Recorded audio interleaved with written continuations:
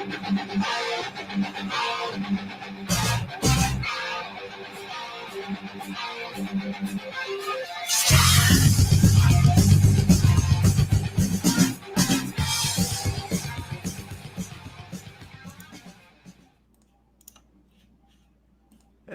wire nuts. Hey, how's everybody doing? What's going on, everybody? Welcome to the show. Yeah, episode 6 tonight. Woo woo! 6 already, man. Oh man! I gotta move my head. There we go. You got to move your head. Gotta move my head. Yeah. You gotta. Your head's blocking. I'm blocking. Got head block. You're a blockhead or something like that. I don't know. Like that. How you doing, Brian? I'm doing real good. How about you, buddy? Man, I'm doing all right, man. The live wires are on the air. Welcome to the show. You got a chat window up? Yeah, man, I'm good. I got let's see who's in here. We got some peeps waiting, I see. I got Mr. Todd Flowers and Mr. Joe Hervey, Mitch Heyman, and Mr. Phil Mosley. I see Mr. Quentin James. No. Yeah, and a Joe Q's here? Q's here. And a Imagine Brad Miller. that. And Mr. Mozzie from across the pond, Jeff Miller, and let's see, there's the Guitar Pit, Mr. Chris. How you doing this evening? Hey, Guitar Pit, Chris, buddy. There's Miss Kaylin of Chicken Guitars. How you doing this evening, Kaylin? Let's see, who else? Who else we got? Scroll back up here. Let's see who else. Who else is? Well, I adjust my chair height. Yeah, you go right ahead. Camera's. And Layla's Guitar Daddy in earlier. Let's see. Looks like most all the usual suspects. Usual suspects? Did you say Layla's Guitar Daddy? I did, yep. Dry Heat 480. There's. Oh, sweet. How you doing? Denny Allen. Brad Miller, I assume you're surviving the hurricane. Yeah, hope there's Mr. R2. Mr. R2 in the house. R2 was in the house like an hour ago. He was anxious for the show to start. Hey, I like that, man. I like that. Yeah. Thanks for tuning in, everybody. Yeah, you guys rock. Yeah. We got a little bit of news. We got some business we got to take care of real quick, Dave. Yep. We got a free EJ. We got a free EJ. If you guys haven't heard about this stuff, our buddy EJ. His channel has been suspended. He is not gone. In fact, he's probably watching the show right now, but he can't comment in the chat, and he's not very happy about it. Free EJ. You can go to Dave Stafford's channel and see EJ was on with Dave last night, and he can lay out the whole situation that's going on. Justice for EJ, Quentin says. Yes. We demand justice for EJ. So anyway, free EJ. So everybody, EJ will be back. We're pretty confident that the situation will get resolved. But YouTube is, it's like the government. Could take a while. Let's hurry up and wait, man. Right. Hurry up and wait. Absolutely. Hurry up and wait. So what's new with you? You got any hot topics we need to clean up before we get rolling here? Well, just a couple more people popped in. Hey, Guitar Hack! This is first episode that the Hack. He's usually at practice this time of evening. And Six String Brian's here. Yep. My NAM buddies. Yeah, the NAM crew. So, any news from me? Well. I guess Coke went down the wrong pipe. I hate when that happens. I guess should we show it? What do you want to show? Yeah, let's show it. Yeah, we could show it. Since we're not guys, it's almost done. We're not giving anything away here. It is almost complete. It's the Gomercaster. It's the Gomercaster. The Gomercaster. There you go. I want a Gomercaster because you played it earlier today, right? We got to hear a little sound sample. Yeah, I did a little schmutz on it there. I did Sorry, Quentin. He already put like a pick scratch on it, so it's not mint condition anymore. Not pick scratches. Well, yeah, it's fingerprints. These cause more scratches than picks do. Mm. But anyway, right. So yeah, the Gomer cat. I just got a couple more things. I've got one more surprise that goes on it that nobody's gonna see until it finds its new home, and gotta do a couple little things to it. I gotta finish up the sides. They gotta get buffed. As you can see, they're not near as. My sides need buff too, man. I hear you, man. But anyway, so yeah, there's the Gomer caster, and as we all know, we're talking mirror. Hey, I can see myself. Look at that. Look at that neck plate. Yeah, Quentin effing James custom. So there's one thing you haven't shown him yet. Are you going to save the little headstock thingy for big surprise? That's surprise. Okay, I'm not going to say anything else. That's the surprise. My lips are sealed. So yeah. So are you ready to do this thing? Yeah. We'll go ahead and jump into that. I don't. You want to bring this guest right on in here and just wow everybody? They're going to be like, how did they get these cool guests on? I'm trying to think if there's any other items. We pay them. That's how we get them on. Hey, if you don't enjoy it, there's a full refund at the end of the show. No, there is absolutely zero refund at the end of the show. Oh, a full refund. But you bought the ticket. This is a as is ticket to the show. All right. Well, I don't think our next guest has. I mean, everybody knows him. We all love him. We get to watch him hang out with another member in the chat on a regular basis. Yeah, they do some fun shows too. Those are some of my favorite shows. Yeah. So without further ado, I'd like to welcome our special guest, Mr. Dave Madison, aka Cheddar Kung Pao. Cheddar Kung Pao. Hey everybody. Thanks for having me on, guys. Hey, check it out. Double standing ovation. Sorry to underwhelm everyone in the chat. No, I'm sure they're not underwhelmed. Are you kidding? If we added all the subs up in the chat, you like totally got us all beat totally. Oh man, how you doing, man? I'm good. How are you guys? I'm doing real good. How about you, Dave? How you doing? Doing well, man. Doing well. It's doing pretty good. Yeah. So, welcome to the program. Our little startup show that we're trying to get rolling here, and we're already 6 weeks in, and it's almost kind of hard to believe, isn't it, Dave? It is, man. 6 weeks. Yeah, gone by like no time whatsoever. It goes fast. I mean, it does go fast.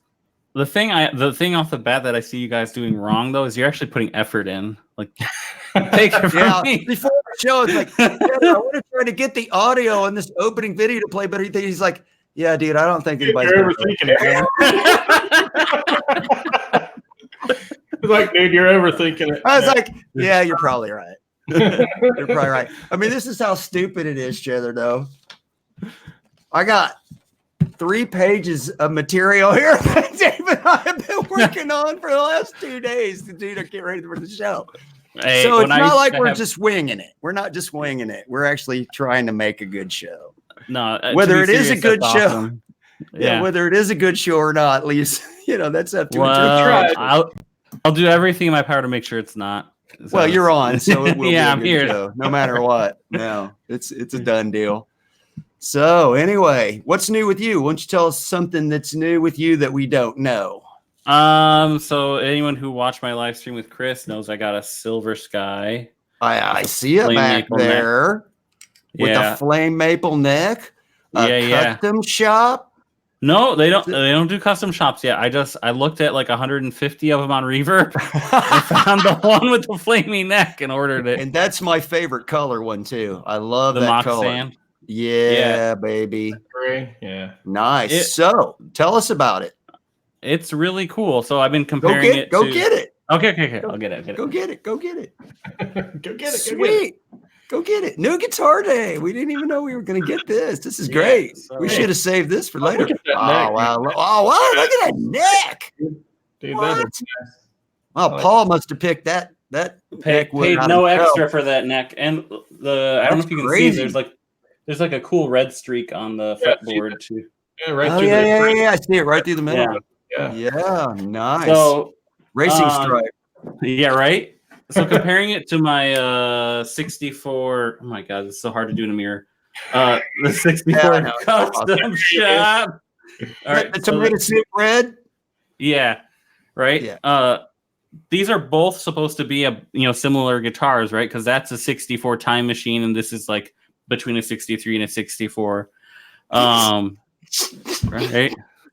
Sorry. What's going on? What did we miss in the chat? Guitar Pit says, I see some new headphones. Cheddar no longer looks like he's homeless. Yeah, they're right. The old ones are right here, though. Oh, in case Chris gets nostalgic for them. Those other ones were getting a little raggedy. You got. They're super raggedy, but they still sound really good. And I didn't want to buy new ones.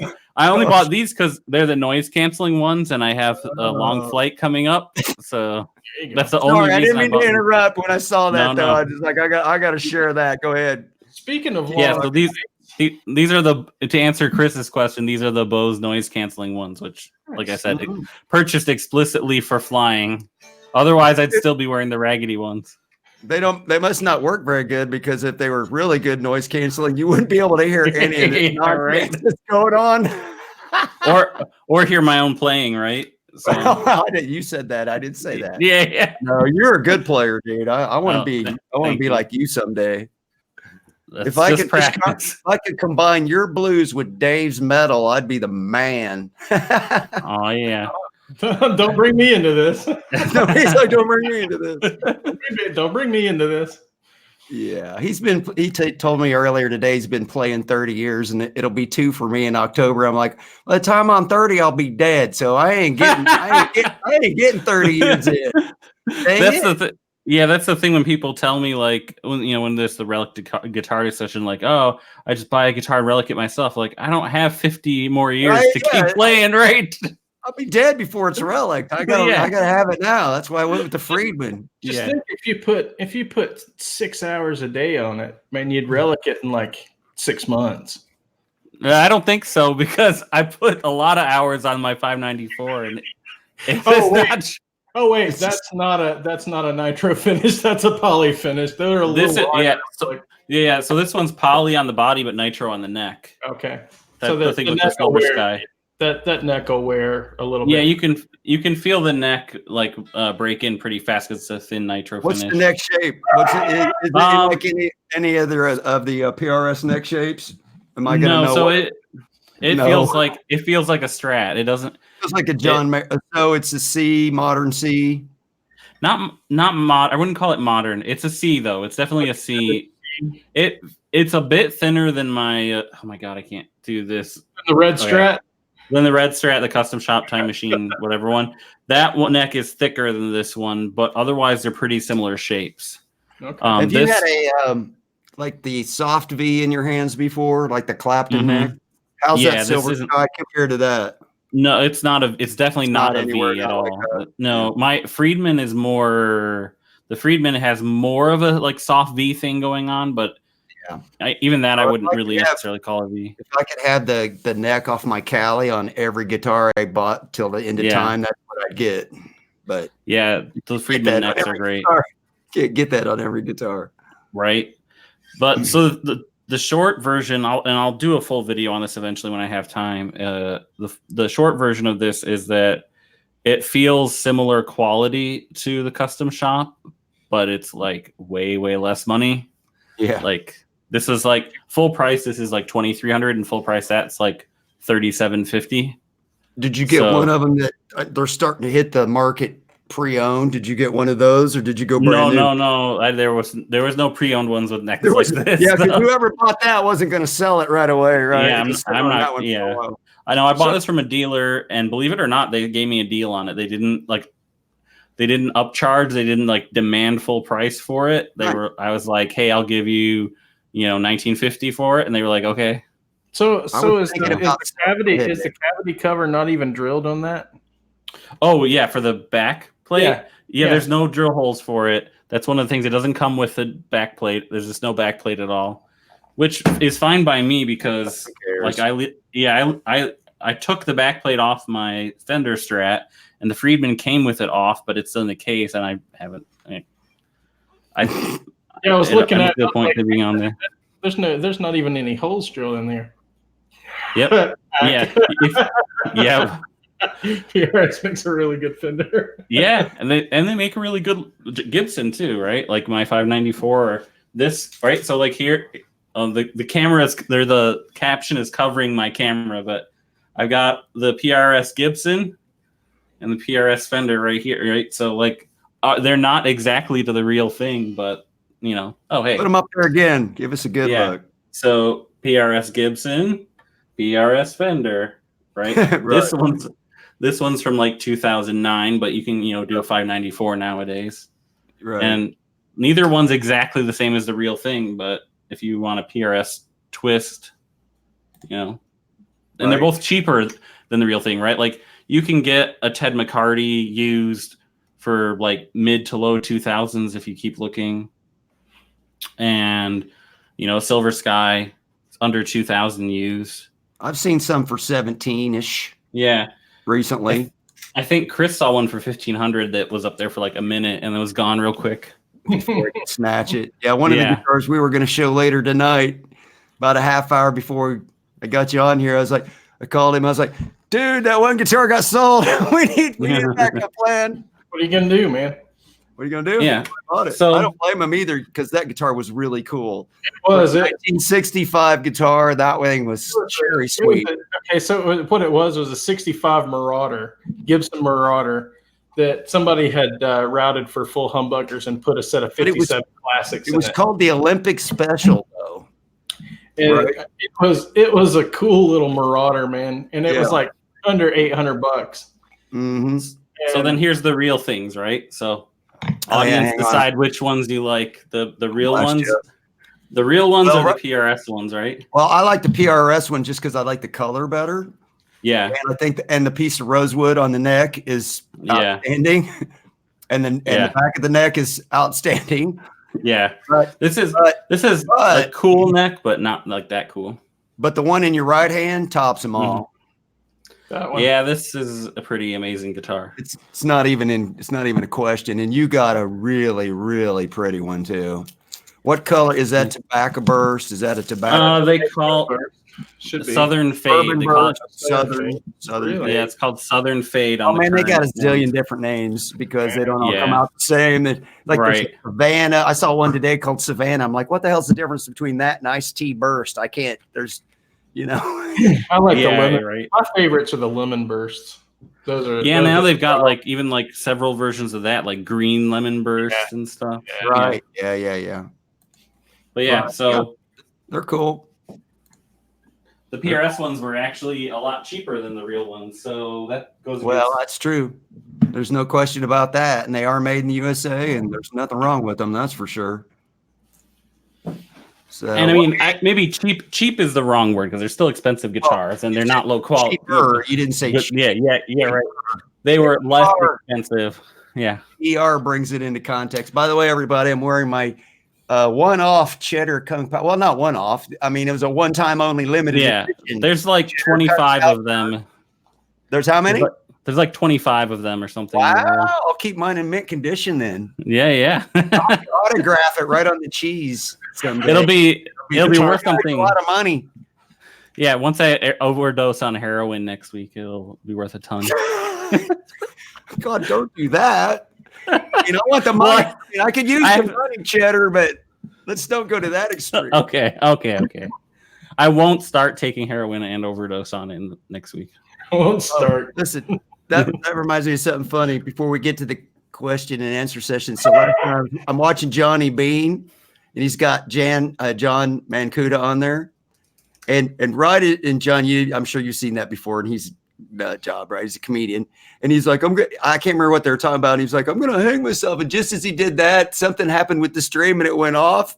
And everybody telling the chat, we're like, John just freaking got like YouTube just shut him down. I was like, you can't hang yourself on YouTube now. It's the funny freaking thing. And they had to start up another one because something with the stream went down. But it wasn't what he said. It was just the timing was just like, as soon as he said that, it went off. We were like, oh, big brother. I wouldn't be surprised if they have some. I mean, they have to stop. There's been a problem with Facebook and stuff, right? Well, that's where we're at with 1,000 subs and being able to stream with a mobile device and all. That's what that's all about, right. So, yeah. All right, Cheddar. We have this little thing we like to do each week with our guests called the Q&A session, and we have some prepared questions for you. Did you study for the quiz? Yeah, I studied my U.S. history and. You did? Okay, well, there'll be some of that in there. Some geography. Got out my civics book. Calculus.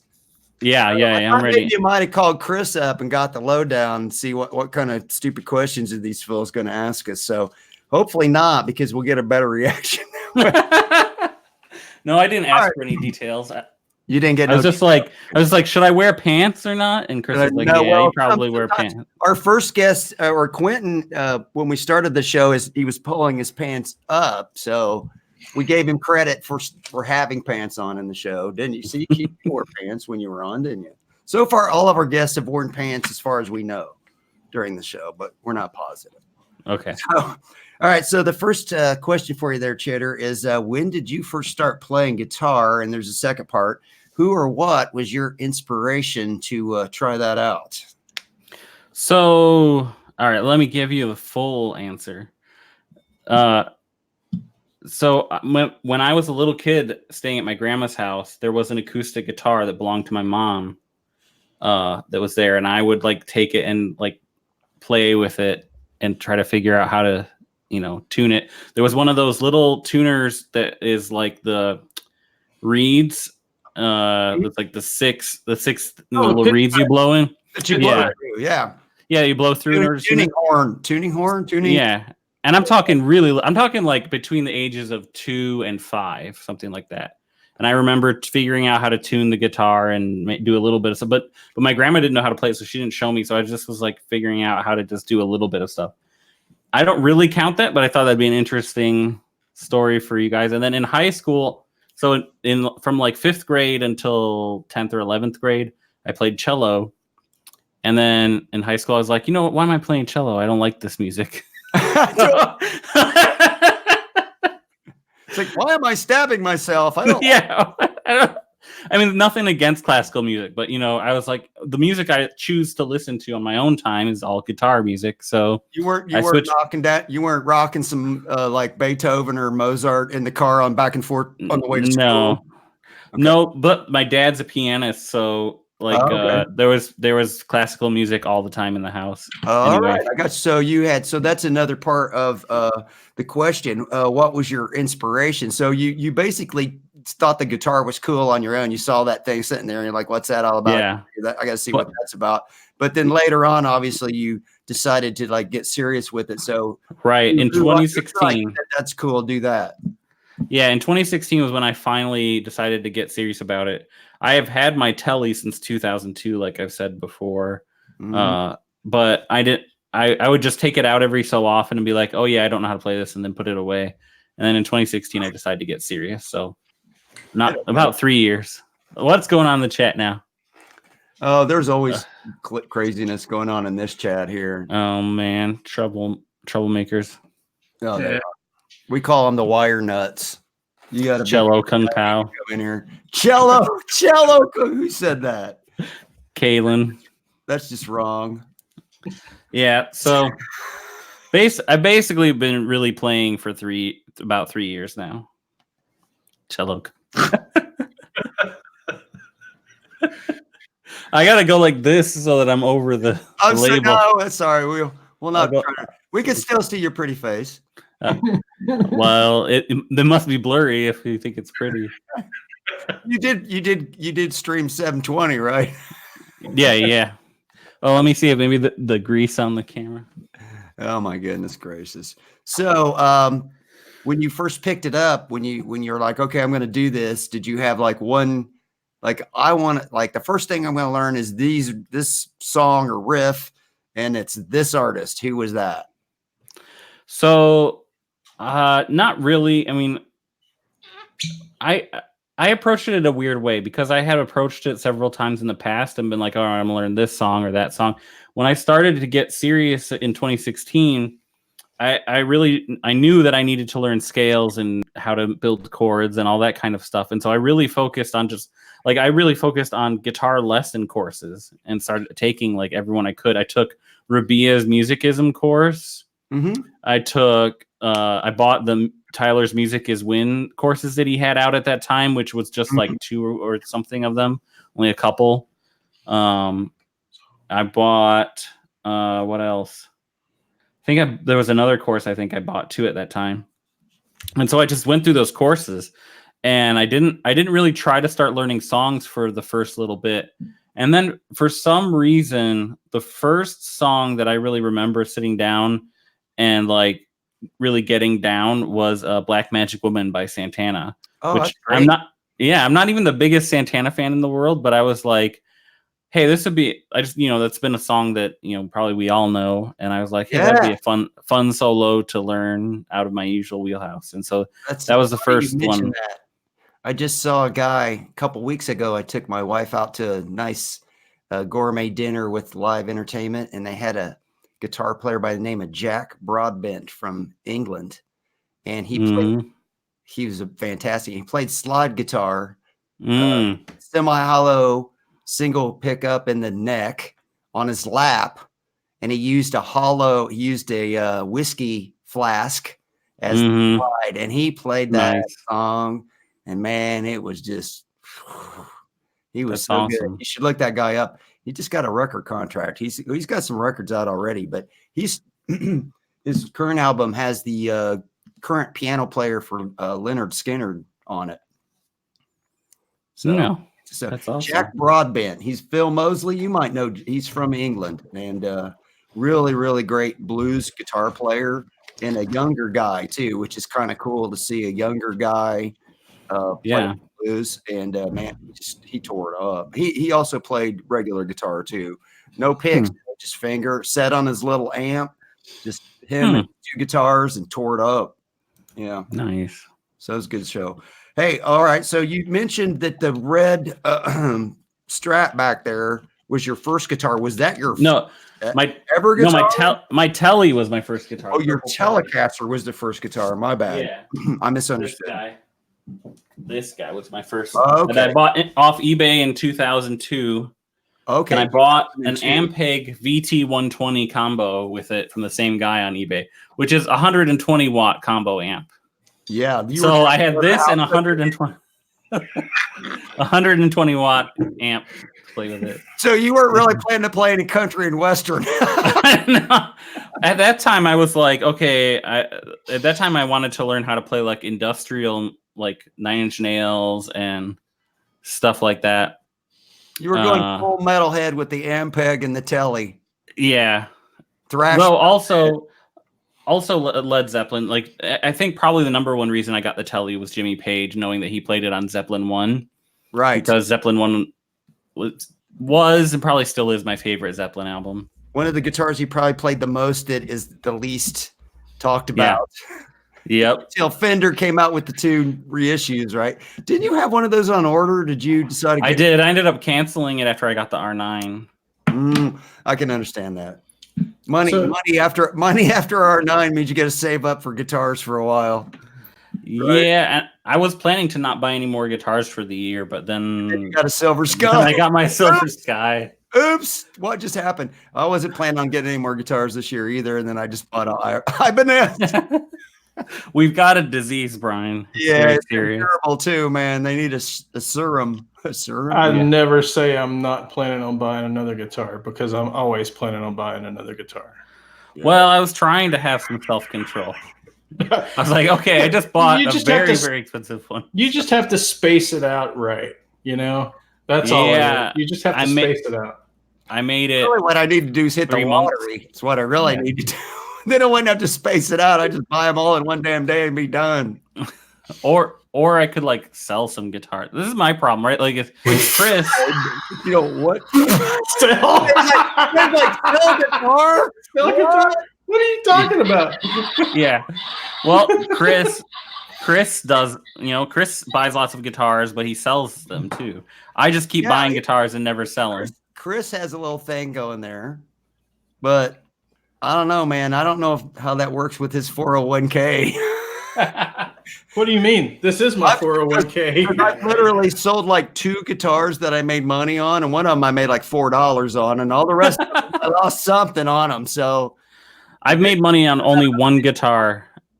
Out of all the ones I've sold, I made money on one. The rest I've all lost 2, but one, like I said, one of them I sold it for like $5 more than I paid for it, so it wasn't like a big, killing. That was breaking even, man. I netted $5 after the shipping.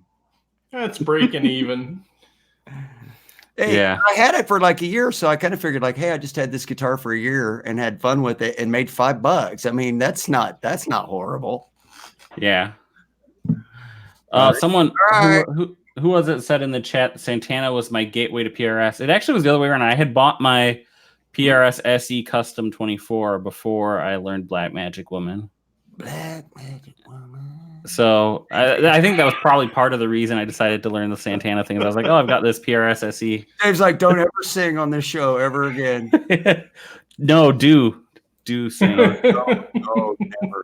I can't sing. I got totally gypped. Both my mom and my dad and my sister have fantastic singing voices, and I can't carry a tune in a bucket. So, all right. Now we're going to go a little bit off the beaten path. Here. Okay. When you were a little boy, what did you want to be when you grew up? Jimmy Page. Yeah, well, I mean, so part of me, definitely want to be Jimmy Page, but my dad had given up music already to do computer stuff for the family. So I kind of just my whole life thought doing music as a career is impossible. And so I thought, I'll be a cartoonist. That's what I thought I wanted to be when I was a kid. You like to draw? Are you a good Mm-hmm. artist? Do you like to draw? I drew you the shirt that you're wearing. No, that isn't a very good one, but yeah, I can draw. Man, you missed your calling, dude. Yeah, that was just a sketch for fun, but yeah, I can draw a bit. And I could draw better actually when I was a kid because I used to draw all the time. But then, from about the age of 10 or whatever, I knew I was going to be a programmer, which is what I am. Oh, you were into computers from the beginning. Yeah, I was into computers since I was little, and so I was like, senior in high school, I saw my first computer. And it was a Radio Shack TRS-80. You know what trash that is? 80s, yeah. And so that was the first time I ever saw it, and I learned to program it, which basically consisted of like making it say, "Hello, how are you today?" And to save that program, you had to use a cassette tape, a cassette recorder that's plugged into the thing. It was like sounded like a modem if you played it back with the audio. Yeah, that was so I was into computers too, but not at 10. I was more like 18. I thought this is the coolest thing ever. And there was this smart kid. He was like a freshman, and he made like a little Star Trek game. He had like a little Klingon ship and a little Starship Enterprise, and they shot little pixels at each other. It was like, that's the greatest thing ever. So Dave, what was your first computer? So do you mean like the first one my family had that I used, or my personal first one that was mine? The first one you had, period, ever, like in your house. In your house. Be it a family computer. Apple? Do you have an Apple? So I remember my grandpa had an Apple IIe when I was really little. I don't remember what the first one my parents had in the house was. It was some unknown PC clone. Not a brand one, because my dad had a computer company where he built and sold PC clones. Okay. And the first one I remember the specs of was a 386 SX25, with a full height MFM drive, right? like 64 megabytes. We had a when I was a kid, my parents You guys are old. recognized. How dare you, Kaylin? Yeah, my parents recognized the fact that personal computers were the future, and they bought us an IBM 8080. Yep. Back in the day, and it had the dual 5 1/4. There was no hard drive in it, and then my old man basically bought a clone, an upgraded clone, and it had a clone PC. I remember those days. It had like 100 or what was it? 100 megabyte hard drive. Yeah. The first hard drive. You have mail. No, this was long before the days of the internet. Before dial-up. This was long before that. It had a turbo button on it, and it would overclock the processor. And are you guys old enough to remember these groups? Yeah. Whatever you were playing, it sped it up twice. So double the clock speed. Yeah, doubled the clock speed, which doubled everything. I mean, it was completely cascading all the way down. Yeah, it was great. R2, R3 saying we should block EJ's guitars. I don't know what's going on here. Wait a minute. I think that's already been done. Oh, poor EJ. EJ's in here. What? EJ. Are you back? Hey, EJ. Are you back, dude? Where's he at in here? I can't find him. If I had more forethought, I would have worn my EJ's shirt. Guitars. Woo! Yeah, he's there. Yay! Yay, EJ! If I had more forethought, I would have worn my EJ shirt in support of EJ, but stomp that guy into dust. Hey, glad to see you back, EJ. Awesomeness. Oh, I'm glad to see that. Good. Tell a friend. EJ's back. Chicken Guitar says. Great. All right. Next question. I already know the answer to this, but there may be some people. I know the answer to this, I think, from a Patreon chat with Phil. Okay. But there may be some other people that don't know. Tell us how you got the username Cheddar Kung Pao. I bet everybody in this chat already knows this, but maybe somebody. Believe it or not. Humor me. Dave, you don't know it? No, I don't. I have no. Okay. All right. So, I've always liked contradictions and stuff, and right. At some point, I thought of the idea of cheese on Chinese food. Maybe I heard somewhere on a cooking show or something that you just don't put cheese on Chinese food. Cheese is great. Chinese food is great. China? I don't know. But I can't think of any Chinese food with cheese on it. What Chinese food have you ever had that had dairy on it? Yeah. And if you think about it, Chinese food is delicious, right? Yeah. But if you think about putting cheese, and cheese is delicious, but if you think about putting cheese on the Chinese food, that sounds horrible. Yeah, and Kaylin's got it. But the username cheese on Chinese food. If you sprinkle a little bacon on top, it wouldn't be horrible. I mean, horrible might be pushing it. I don't know. So then I thought, well, cheese on, like Kaylin says, because she's heard this story probably several times by now.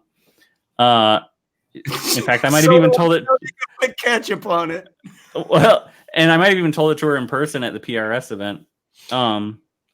But so cheese on Chinese food didn't flow, so I thought, hey, let me try to think of it like a specific example, which is better than a concept, right? So then I thought of different Chinese dishes, and I thought cheddar is the cheese you got to use, right? Cheddar's the cheese you got to use. It wouldn't if it was Swiss Kung Pao. Everybody what the hell? Or yeah. Think about every other cheese. It just American Kung Pao doesn't work. Yeah, and a couple people.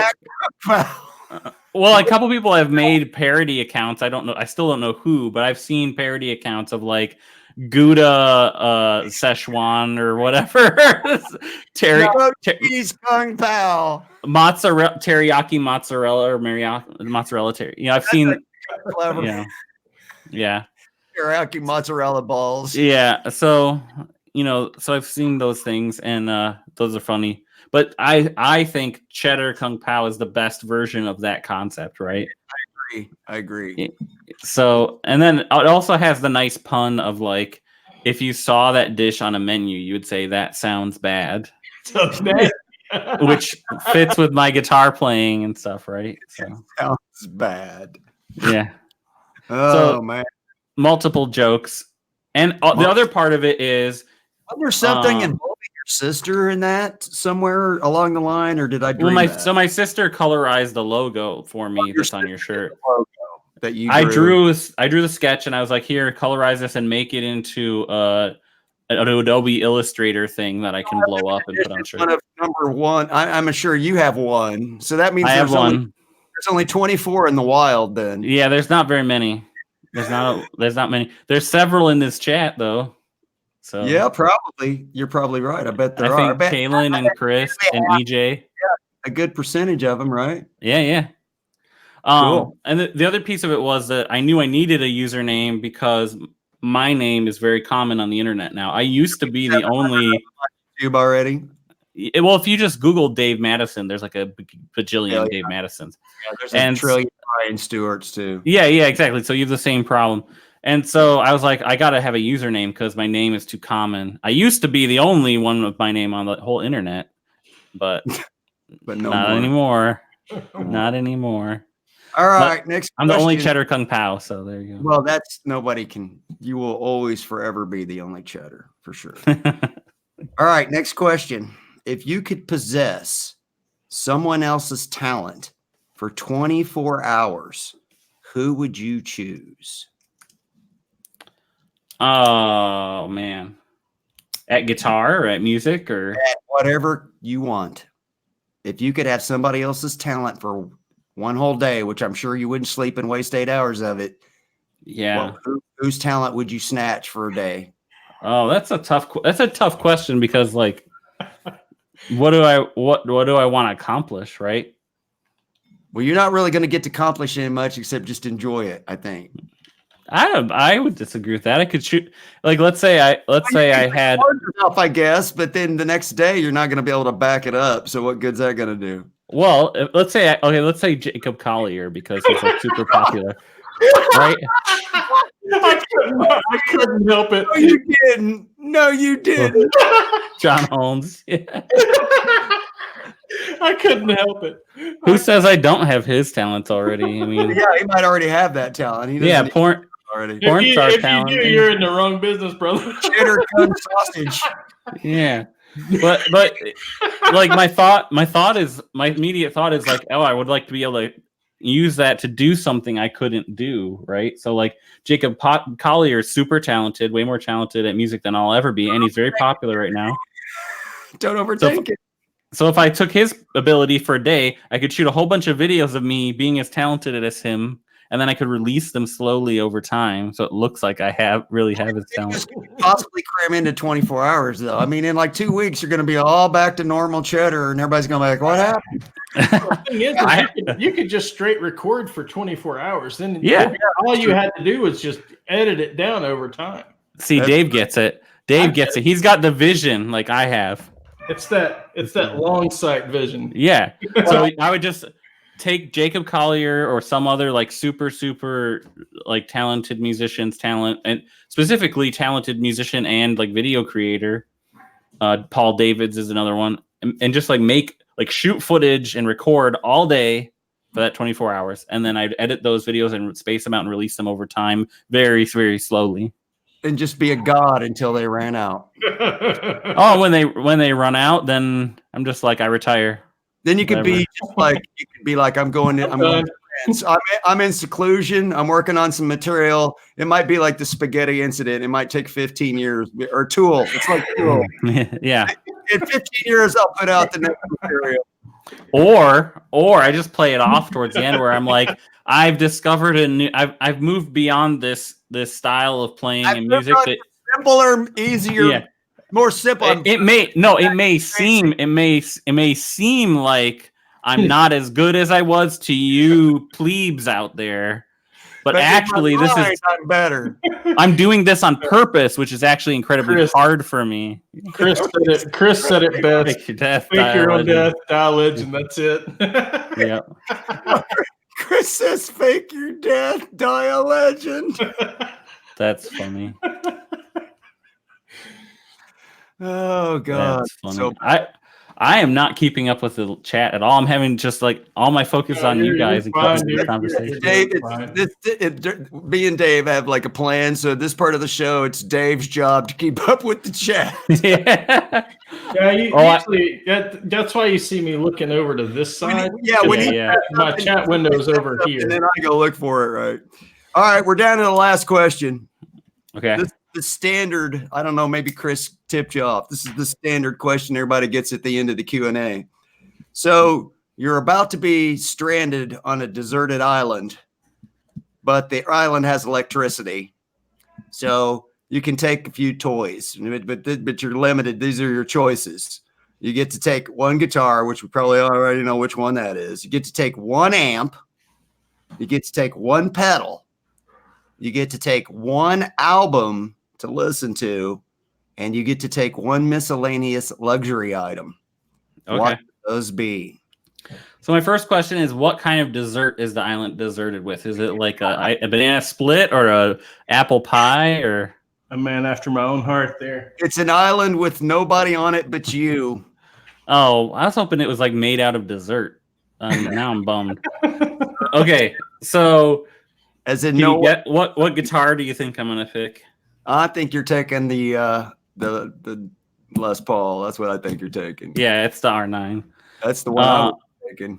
And then the amp would be the JS12, the Morgan JS12, the Josh Missing. So tell us what other you're see. Here was another part of the question. You're not limited to what you have. You could stop by Guitar Center on the way to the island and get a Marshall in a 412 cab, whatever you want. So you might want to. The JS12 is really loud. That's all you need. That's all I need, and it sounds really good. And I only need a tuner pedal. Tuner pedal, because you got those humbuckers in that Les Paul. Yeah. Take care of everything you need. I play straight into most of the time. Don't get me wrong, I like pedals, but I don't need one. And then mystery luxury item. Gotta have a little delay pedal, man. Nah, the amp has built-in reverb. I'm good. Oh, you're good. But you need delay. You need those repeats. I'm just messing with you, dude. Yeah. All right. What's the album? You get this album. Oh, the album. You don't know how long you're going to be on this island, and you only get. Oh, that's a tough. That's a really tough one. That's a hard one. Really tough one. That's the hard one. What's your go-to?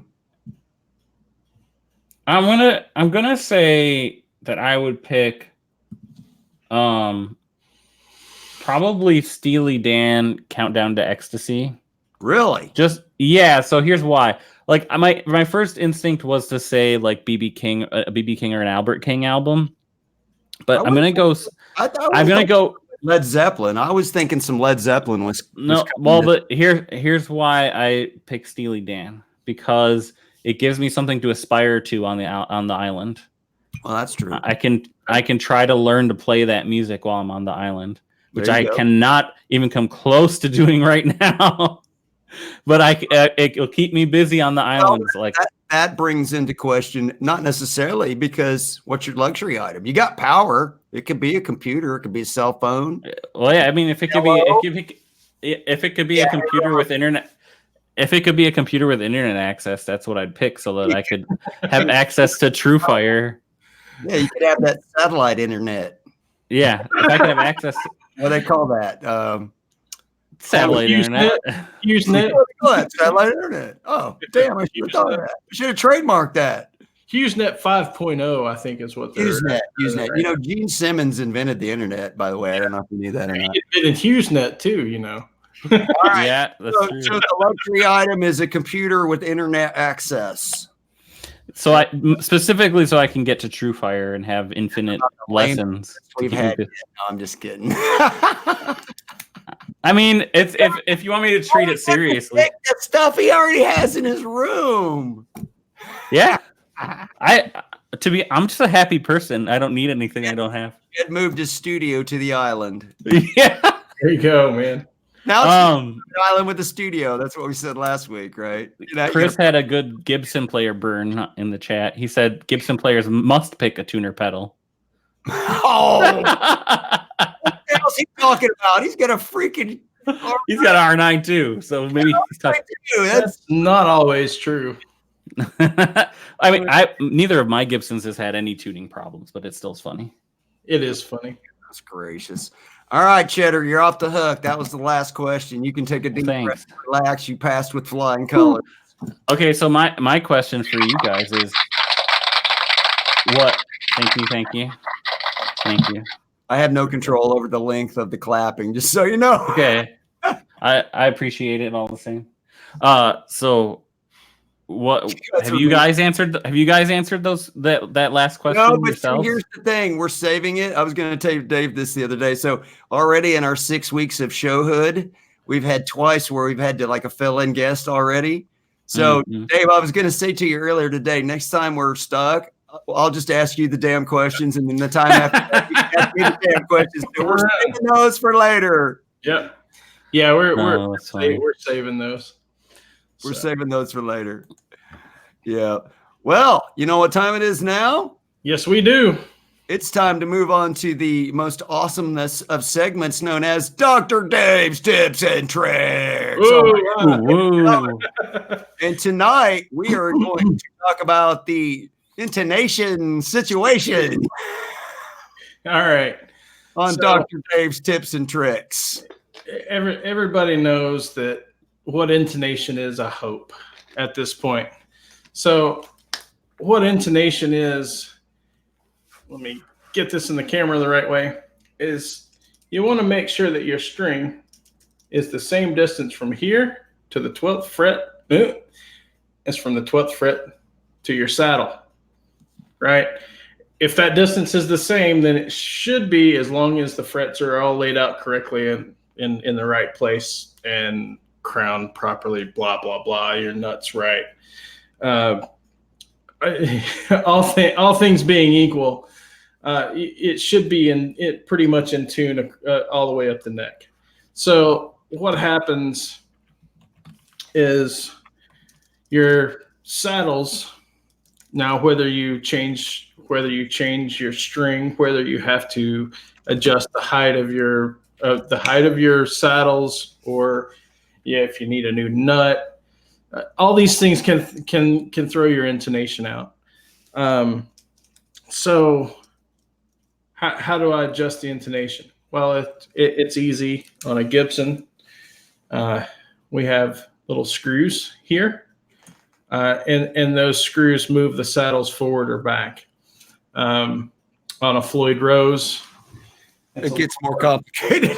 It's a little more fiddly because you got to detune everything.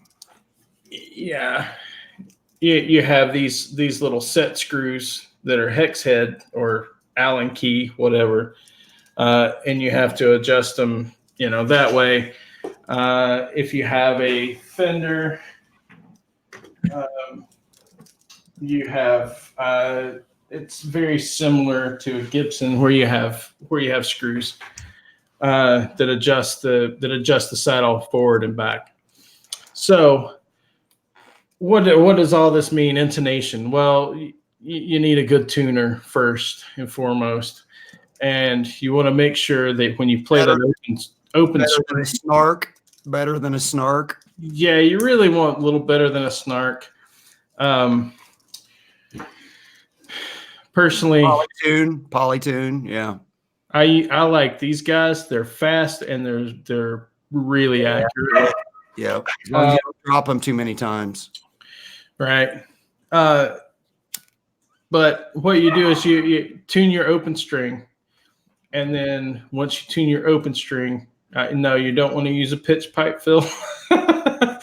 Once you tune your open string, then you want to fret the 12th fret on that string, and see where it is. If it's sharp, then you need to move the saddle away. So you need to make it longer. You need to make that distance between the 12th fret and the bridge longer. If it's flat, you need to move it closer. And that's all it is. And after you do several of them, you learn that certain strings you need more movement than other strings. It's a little bit shorter of a throw. And it's just little things you learn as you go along, and do remember when you're setting your guitar up, the last thing you set is your intonation. You want to make sure your action is set first, because that's going to affect your intonation. So make sure your action is set. Make sure your nut slots are set correctly, or the depth in your nut slots is correct and where it needs to be. And then the last thing you do is set your intonation, because every time you change that angle, whether you like on a Fender, if you have to shim the neck, either in the heel or the toe, either the heel or the toe of it, it's going to change the intonation. So always the very last thing you do is set your intonation. And if it's flat, you move it closer. If it's sharp, you move it away. You move it back towards your tailpiece or your bridge. And that's pretty much intonation, guys. Anybody have any questions about that? It's not that hard once you understand it. It is what I found, because at first I was like, what? I was, because I'm a newbie and I didn't get it. And then now I understand it, and now it's super freaking easy. So the way I look at it is like on your little poly tuner, if it shows I'm sharp that way, right? That means I got to lengthen the string. Right. If I'm flat, that means I got to shorten the string. Exactly. As long as you can remember that, it's easy. It's no mystery. Think about it, it seems kind of counterintuitive, but when you actually start thinking about it and what the physics are, what the physics are really doing. Yeah. Yeah. So Chris just asked a question, which I'm perfectly equipped to answer. So right here, Chris wants to know how to intonate this bridge. There you go. Those have two set screws, one on either side, and you have to. The best you can do is split the difference. So you have a set screw on the bass side, and you have a set screw on the treble side, where on the posts. And right here, and here. You're just lengthening, so you're basically able to lengthen the low and high E. Well, yeah, so you can see how it's already skewed a little bit with this side being closer, this side being further. Bridge? Yeah, it's a wraparound bridge, and there's no saddles. That also is already compensated. It looks like, Dave. Yeah, right? it does have like the lightning bolt shape to it already, and in addition to those set screws allowing you to like move it like this, you can also do the height a little bit. Like you don't want to mess with your action so much that it becomes crappy, but like you said, if you adjust your action, it does adjust the intonation. So you can play with all of those settings in order to adjust the intonation if you need to. But I'll say this, I got that guitar, it has fantastic intonation. Like it didn't need any adjusting. That's nice. Like a lot of those compensated saddles, they're already compensated for for the string gauges, and they're usually really close. So guys, don't be afraid of those. I'm old school. I like stop bar and tailpiece, or like Fender style bridge, or whatever. But the wraparounds now with the wraparound compensated bridges are really good, and even the 3-barrel telly style compensated bridges are really good. You can get really close. Yeah. Would I be correct in saying that the last thing you do when you're setting up a guitar is the intonation? Yes, absolutely. That would be correct. Everything where you want it, your neck, adjust your neck, then you adjust your bridge height or whatever if you need to go. The first thing you want to do is you want to make sure the nut's right. That's the very first thing you want to do. Okay. Make sure your nut slots are at the right depth. Joe, I'll get to your question in just a second. Very first thing you want to do is check your nut and make sure your nut slot is your nut slots are correct, because the last thing you want to do is make an F chord and it's all out of tune and sound like crap, right? So make sure the nuts cut correctly. Make sure that the depth on the nut slots are right. And there's an easy way to do that. Or, well, I say it's an easy way to do it, but and we'll cover that in a future Dr. Dave's cutting nut slots and get Dave's. Here's and then adjust your thanks Brian, and then adjust your neck relief. And sorry, hi Cheddar.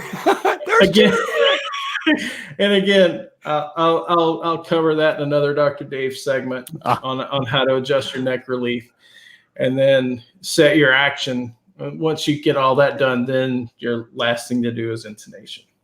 So, Chris, close enough is fine.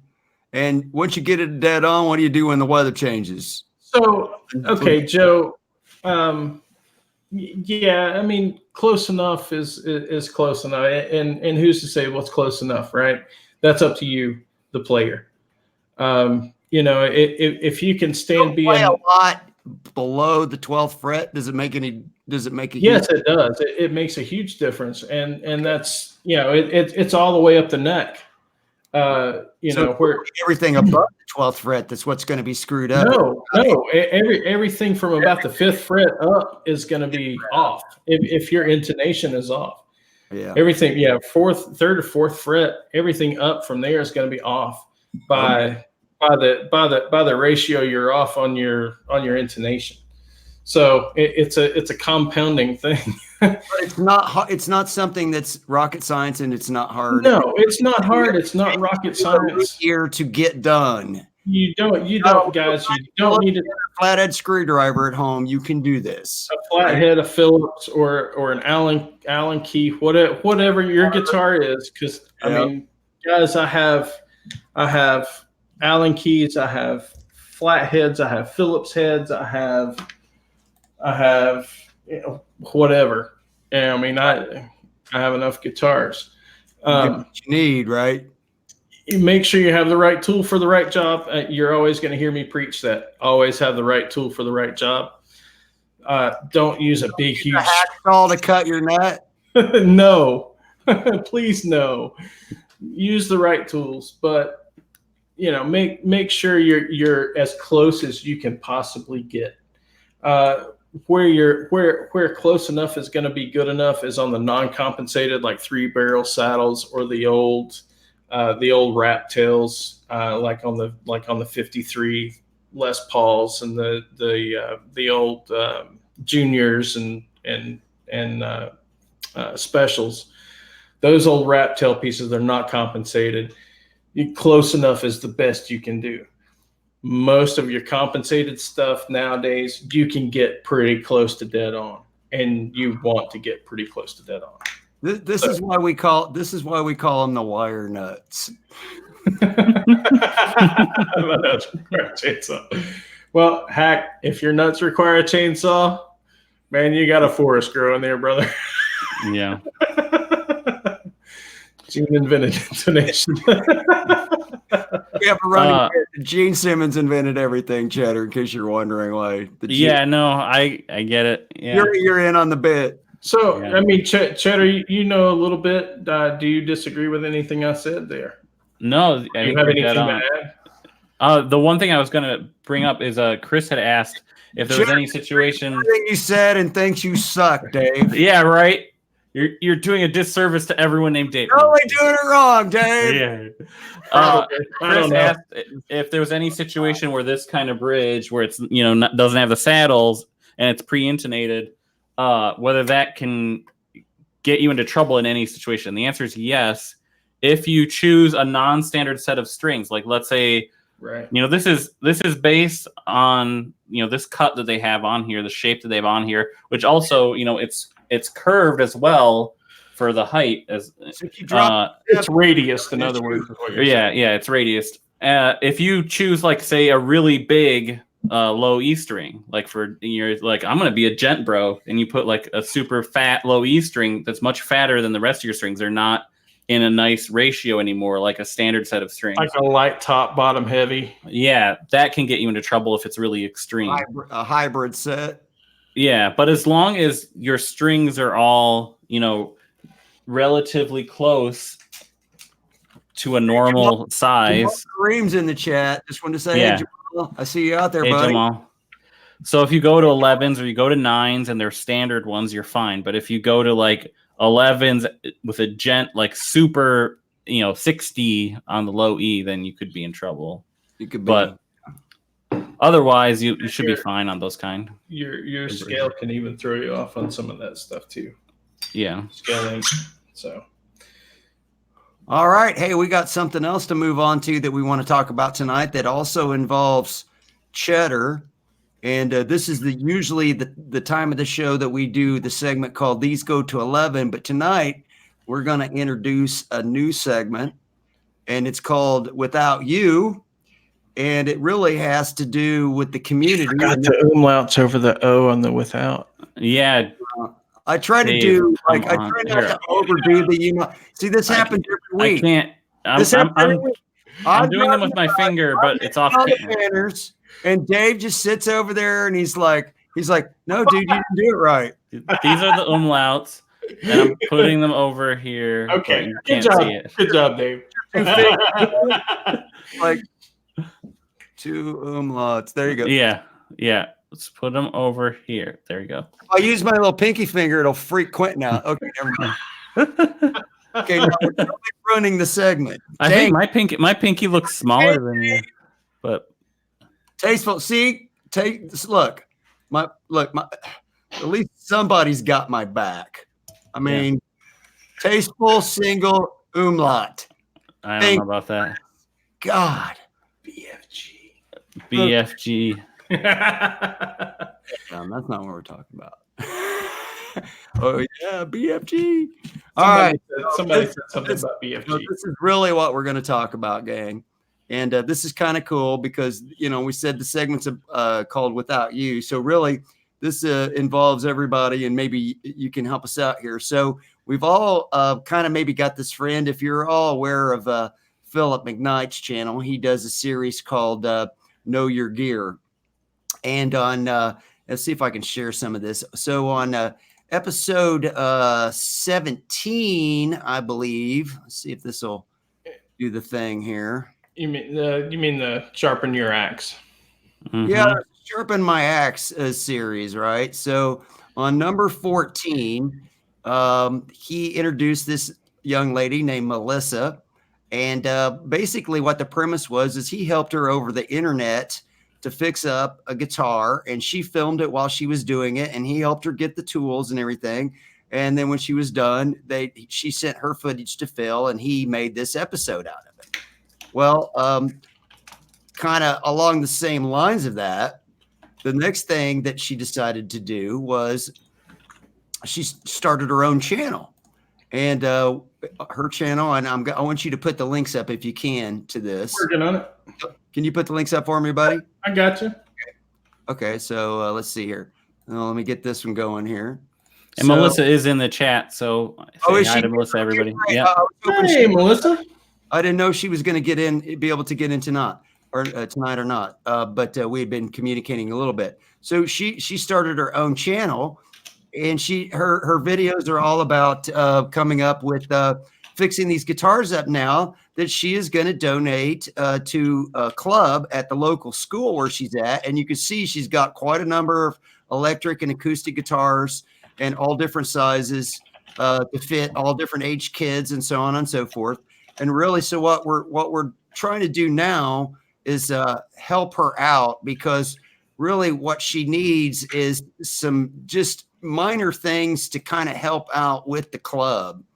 And here's a list that she has on let me see if I can get rid of that, because I don't know if you guys are hearing that stream or not. I'm sorry, I apologize if you are.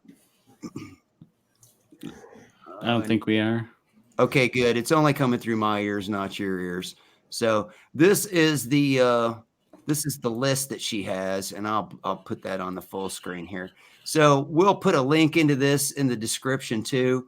But all she's looking for is like strings for acoustic guitars, or some snarks, or some inexpensive gig bags, or some 10-foot cables, or some picks. I mean, she's not asking for a custom shop Les Paul here, gang. And this is all going to help out little kids learn how to play the guitar. And I just think that is about one of the coolest things. She's going around and she's buying these guitars out of her own pocket. She's finding them at yard sales, Facebook Marketplace, Reverb, whatever. And our good friend, Mr. Cheddar Kung Pao, I believe, donated one of those guitars that is going to go to the kids club. Is that not correct, buddy? Yeah, I sent my Harley Benton that had been sitting around here for quite a while. Good job. So I bought a hard case for it and shipped it to her. Nice. So that we get there. So we're trying to get everybody to help out the kids, and it's not going to happen without you. So hey Melissa, if you go to my channel and jump on my Facebook, send me a message. It'll be in the description below after the show too, his Facebook. Yeah, but send me a message. I would be willing to part with that. Here, you got a guitar you want to send to? Yeah. And Dave has a gear bag. Hang on. It's going to be for the Gomer caster, but now since Chicken Guitars bought that nice tweed case for the Gomer caster, he's going to send you the gig bag also, Melissa. And then you should be getting a big box from me tomorrow with all kinds of miscellaneous stuff that should help out at the clubhouse. Ooh, that's pretty. Wow. Some kid's going to get to learn to play guitar on that. This is no way. This is a kit that I built. This is an alloy kit. It needs just a little bit of nut work. I'll actually take care of that, so you don't even have to do any of that. But it's not perfect. There's a couple of little minor finish flaws in it. But, yeah, some kid that's learning, he's going to think that's the deal right there. So, how would you like to have started on that when you were a little kid, right? Oh, dude, I would have loved that. So, just shoot me a message where I'll need to ship it to, and I'll get the nut done and so get it out to you. To this list in the chat, and then it'll also be in the description, gang, after the show. So if you want to come back and click the link, and if you just sent one pack of strings or whatever, every little bit helps. It doesn't have to be. You don't have to send a guitar to help out the kids, right? So let's see if we can help them out a little bit. I think that's a really cool thing. Okay, so this was my own take on the Gibson Blueberry Burst. Gibson, yeah, the Blueberry. This is hand dyed, by the way. I like it. Came out really good, actually. Yeah, it looks cool. Yeah, it looks really cool. It's a spalted top on this, but it's full lacquer. I mean, full nitro lacquer. It's Wilkinson pickups, CTS switch, CTS pots, orange drop caps. I mean, it's nothing. It's nothing like super special or anything. But sorry, Cheddar. Okay. It's still in tune, and I haven't touched it in months.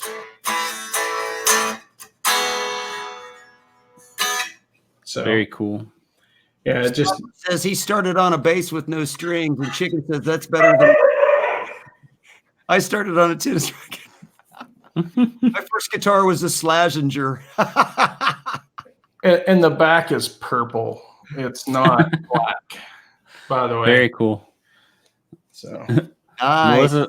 Melissa said she thinks the music teacher she's working with at the school is afraid she's going to steal her band kit.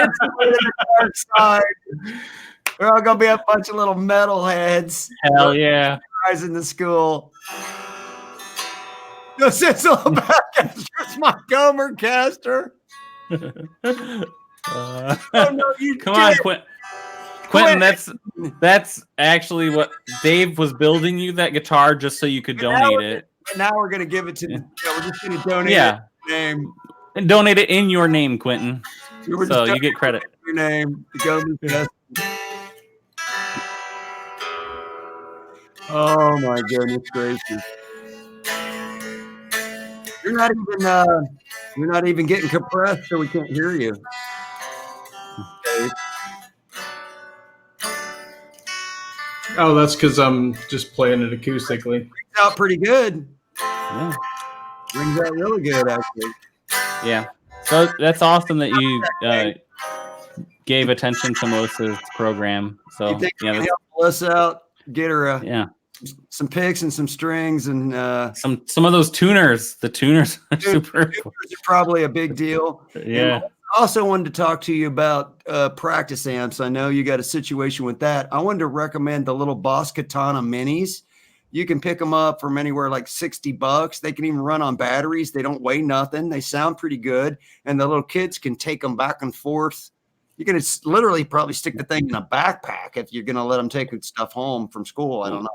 Well, and Melissa, I know Boss has been willing to work with people doing lesson stuff before. So I asked Phil if he knew somebody Boss we could call. So that might be in the works also for you, Melissa. Yeah. I was gonna say if we haven't already reached out to Phil, and if he doesn't have any luck, I might be able to try some other avenues to get a hold of somebody at Boss. But I bet Phil can hook it up.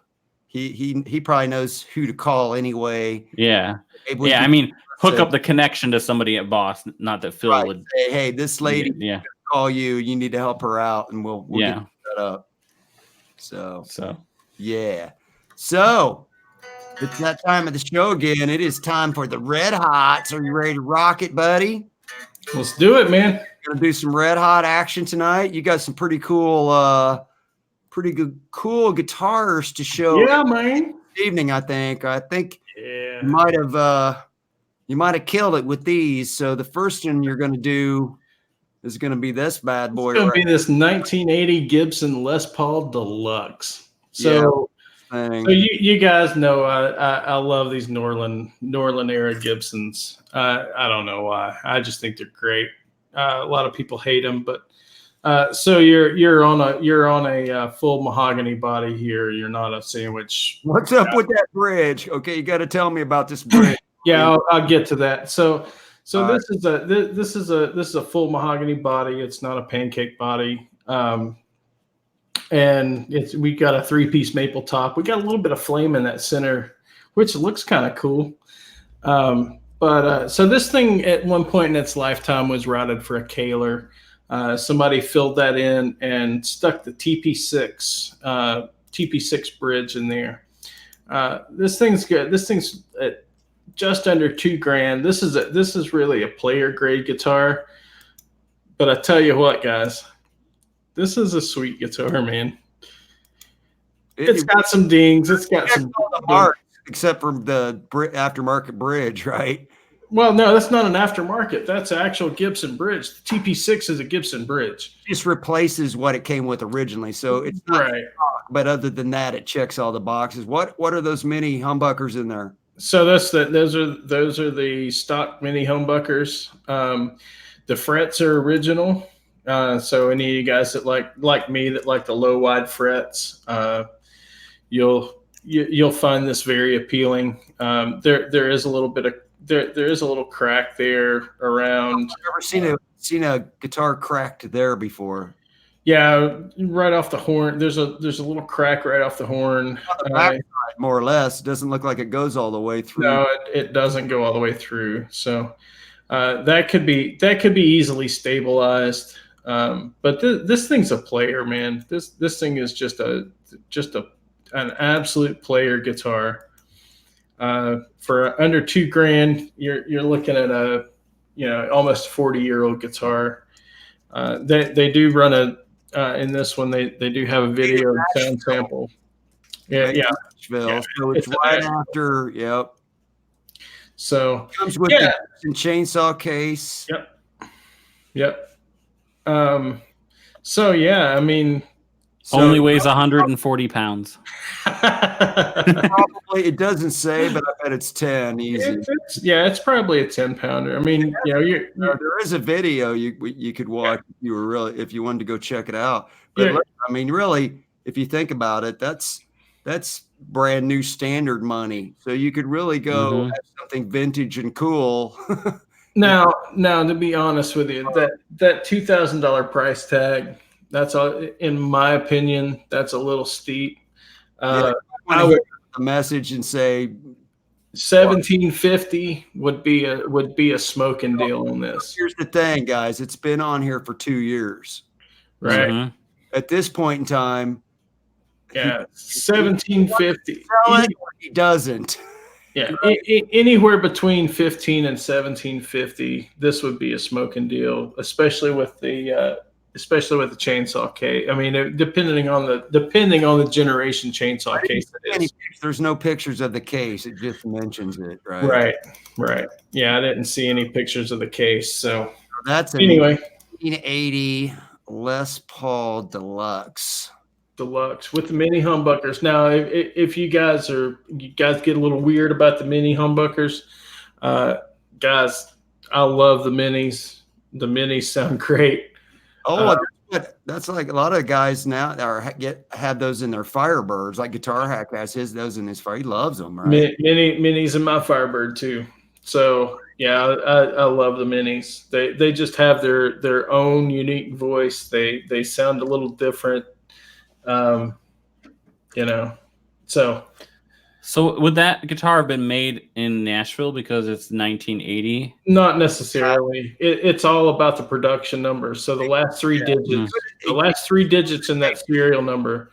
If it was still open in May of 1980, right? 1984 was when Kalamazoo closed. Yeah. So someone said it was made May 8th, 1984 by the serial number. That's what. May 8th, 1980.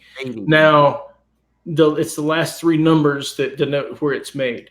0 to 499 is Kalamazoo.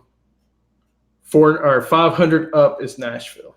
So on those older guitar, anything before 1984, between 1977 and 1984, you can always tell where it was made by the last three digits of the serial number. I was looking for the headstock to see if there was. There's not a good picture of the serial number to be able to tell. No. So. All right. You ready for the next one, bro? I believe so. Right. Pull this one up here because this is something that I didn't even know what it was, to be honest with you. Now, I'm going to start this by saying Gibson opened up Orville in Japan in the 1980s to combat all the copies that were coming out of Japan. So, guys, all intents and purposes, this is a Gibson. This is just a Japanese-made Les Paul, more or less, right? Not more or less. That's what it is. Shop level, made in Japan. Guys, these things, when you can find an Orville, these things are used. Generally speaking, these are spectacular instruments. These are as Gibson gets. They're top, though. Yeah, I mean this thing's fantastic. The only thing they didn't do in the Orvilles was they didn't do the nibs, but. If you ever need a fret job, those nibs are a pain in the butt, right? Oh, pain. Yeah, they're a pain. You'll never save the nibs. Well, you can. You're just going to pay a buttload to save the nibs. Most of the time, most luthiers, they won't even bother trying to save the nibs. Ouch. They'll just fret over the nibs. That gouge is probably a big part of that price. I bet the dude said Shucky Dern when he did that. Well, I mean, it's a gouge in the finish. Big deal. You can feel it's on the back. It's on the back. I mean, nobody's ever going to see it. Is that a headstock break? I don't think it's a break. It doesn't look like a break. It looks like a crack in the finish. If you look at it real close. It doesn't mention anything about a it doesn't have that. It doesn't go all the way across. Number one, it looks like it's just a finish crack. To me, that's what it looks like. So, but even still, most of the time you can find Orvilles around the $1,000 price point. So this is a little high in my opinion. It should be more closer to $1,000, but it's still a cool guitar, no matter which way you slice it. I mean, seems like something that would be like if you're a collector, that might be. If you're a Gibson guy, that might be something you want to have. Right? Yeah, it's so unusual. Well, it's not that they're that unusual. I mean, how many did they make? I mean, how many years did they make Les Pauls in Japan? I don't remember. I think it was like 10 years. Really? So, I mean, there's a bunch of them out there. But the thing is you don't find them that often in the US. You find them a lot in Japan. Right. But you don't find them a lot in the US. And that's what makes it a little more rare and special, that it's, gotcha. That they were made in Japan. They were made for that market. And it was simply to combat like all the, like the Lotus and the, the Lincolns, the Bernies, the got 57s in it. Tokais. Thank you, Dave. Yeah, all those Japanese brands that were making Les Paul copies, and that's why Gibson did it, was to basically to combat that. So it says they were making the Teradata. I don't know how you pronounce that factory. Does this factory name ring a bell to you? Terada. Terada factory. Yeah, and the big factory over there is the Matsuko factory. I believe that's correct. I could be wrong on that. Matsuko. Yeah, that sounds right. Matsuko. I'm taking. That's the big deal. That's the big deal fact. That's where like all the Tokais and the Lotus, the Lincolns, the Arias, they were coming out of the Matsuko. But Joe Hurry says a fake is a fake. We're copied. Well, you call it a fake when it's got Gibson on the headstock. Right, exactly. That's the difference. Authorized. Yeah, it's not a fake. Gibson had it made. Is an Epiphone a fake? Not really, because no, they're not. They just have a horrible headstock on them. If they would put the Gibson headstock on the Epiphones, they'd sell 10 times more of them, I think. Yeah, they would. But that's why they don't. All righty. All right. I mean, they sell a lot of Epiphones. They do sell a lot of phones. They do sell a lot of them. There's no question. So, see what? Okay, so this is the one we had to sub in. The one got sold out from underneath of us today. This thing's actually pretty freaking cool. This was advertised back at Winter NAMM. So this is we didn't see this at Summer NAMM, but it was at Winter NAMM, and now it's finally hit the streets. This is the Vivian Campbell Holy Diver Epiphone Les Paul, right, brother? Yes, it is. So we're talking about an Epiphone, and it is Epiphone solid body, aged black gloss finish. So that's you get it's not the all shiny, pretty like like a brand new one would be. We've got the DiMarzio X2N open coil humbuckers, which basically would be the same thing that Vivian had in his Les Paul, his Gibson Les Paul of the era, back in the late 70s, early 80s when Holy Diver was or in the early 80s when Holy Diver was recorded. So yeah. Kind of cool, right? Brass nut on this guy, medium jumbo.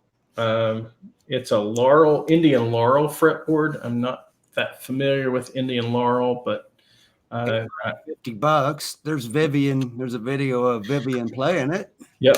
Now, am I correct in saying that this headstock is different? Does it have? It's hard to see on this back background, but does this thing not flare out further than other Epiphone headstocks? So this is what they call the gull wing headstock, or the gull headstock. Curves in and then flares back out. And you Well, can't it's much more similar to the Gibson headstock, but the wings are shorter, right? So it looks more like a gull in flight. So yeah, these instead, black background photos, you can't really see it. You actually see it better here. but I like this headstock better than I like most of the Les Paul style Epiphone headstocks where they chop the corners off. Right. So Right. specs, which you already ran through. So They always this Music Zoo place seems to get, because most other places where this is advertised say mid-October, and they apparently already have one. right. So yeah, Music Zoo seems to get stuff a little bit quicker. Yeah, they must have some kind of way of getting them ahead of time, but pretty cool guitar, new one that just kind of hit the market there. Yeah, something a little different, and it's an Epiphone. And Epiphone. Last but not least on Red Hots, we have. But not least, this one You waited around.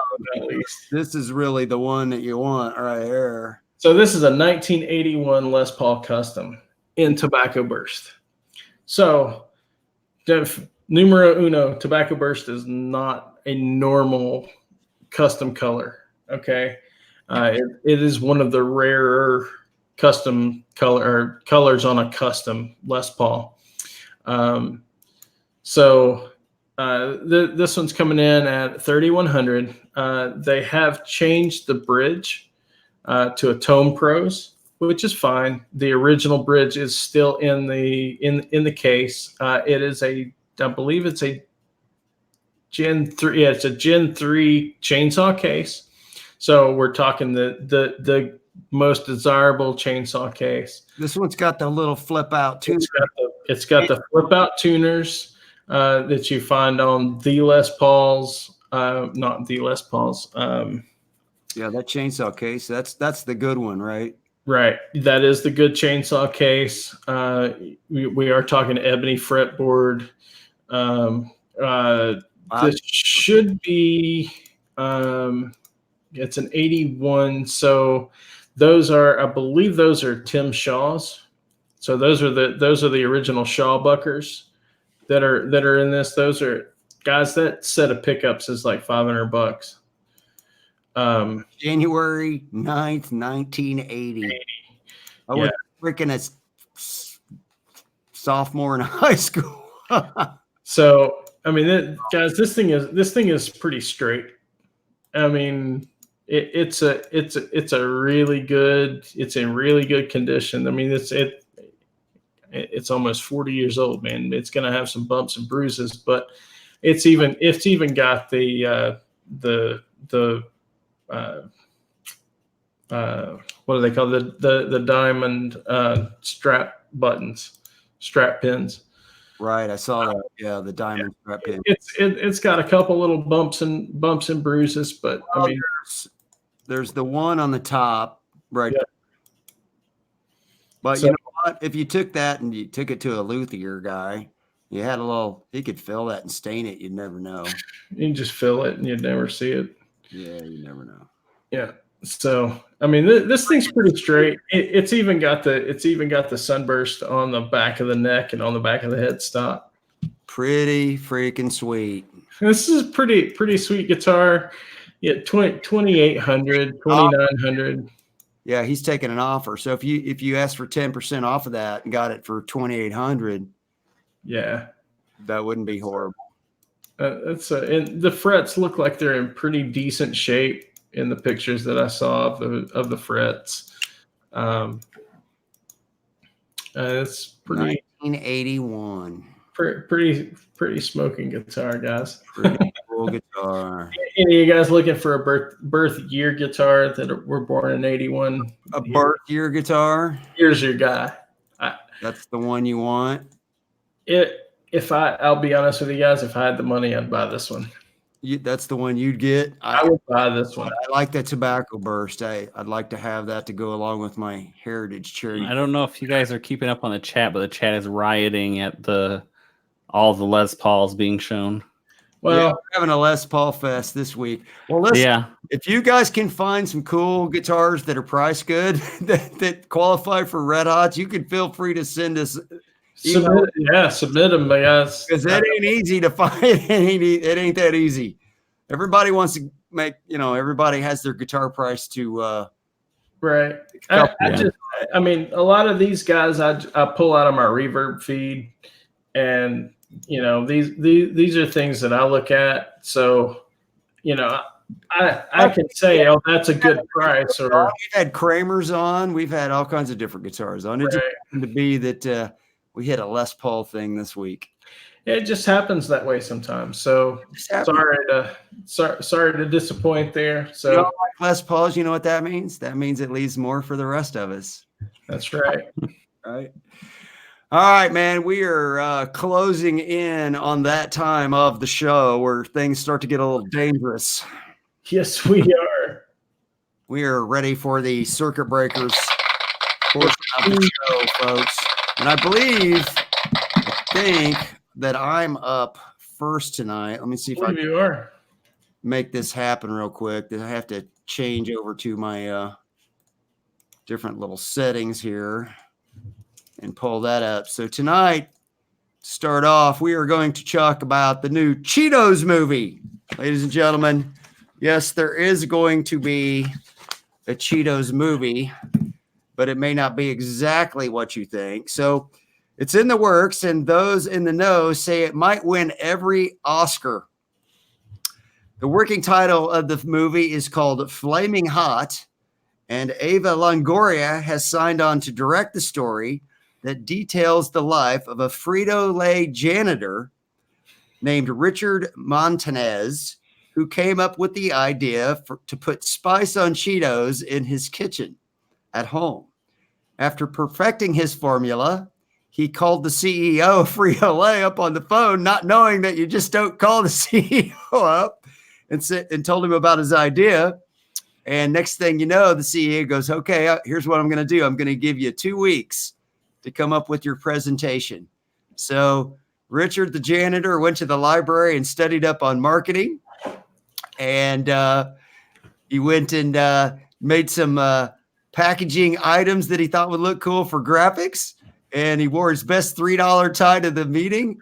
And now Richard is an executive for PepsiCo and travels the country giving motivational speeches, and they're going to make a movie about the guy. So it's an inspirational movie. The guy's family were immigrant migrant workers. He grew up in migrant camps, and now he's an executive at Pepsi because he came up with the Flaming Hot Cheetos.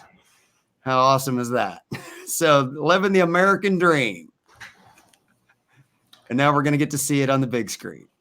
Oh, boy. Oh, boy. That's awesome for him. Awesome for him, right? Yeah. All right. Next one up, Dave. All right. Buddy. So this is going to be one called, I got to get rid of that. Hang on. So this is going to make a lot of you feel old, unfortunately, I'm afraid. Oh, wait a minute. I had the wrong one. Oops, sorry. You went out of order, man. I'm not out of order. You're out of order. No. You're out of order. You're out of order, man. So Painkiller. Judas Priest Painkiller is 29 years old, guys. 29 years old this week. This week. Boys, look at him. Rob still had hair. Yeah. A little bit anyway. Yeah, if that don't make you feel old, I don't know what will, but Painkiller was released originally on September 3rd, 1990. 1990. Wow. So, Killer album covers, man. They had some great. Oh yeah, they had there, right? Yeah, they had some awesome album covers back in the day. Awesome. Kill Your Pain, 29 years ago. Painkiller, 29 years old. All right. Next one's coming up. Still the best metal album about pills. Yeah. Yeah. It's the best album about Oxycontin that's ever been. I don't know if Oxycontin was a thing back then, back in 1990. Probably not. It's probably something else. All right, so I'm up. The next one is going to be Big Mac Attack. And this is the story about a Wisconsin man who recently ate his 30,000th Big Mac. And I heard about that dude before. This guy's name is Don Gorski. He's a 65-year-old retired corrections officer. He had his first Big Mac in 1972, and he liked it so much that he had 9 of them that day. Oh, God. Since that day in 1972, Big Macs have become his obsession. In 2016, his consumption rate reached Guinness World Record status when he hit 28,788 Big Macs. Is that not the craziest looking mullet you've ever seen in your life? Check this dude out. So he estimates that it took him 356 days to eat his first 1,000 Big Macs. So it took him a year to get to the first 1,000. Since that day, since 1972, he has only missed 8 days in his entire life when he didn't have at least one Big Mac. One of those days was a blizzard, and he drove to a local Big Mac, and it was closed because of the blizzard. The other days was the day his mother died, and she said, "Please don't get a Big Mac on the day I die." So he didn't get a Big Mac that day to honor his mother. Crowbar. John Lennon isn't dead. He's eating Big Mac.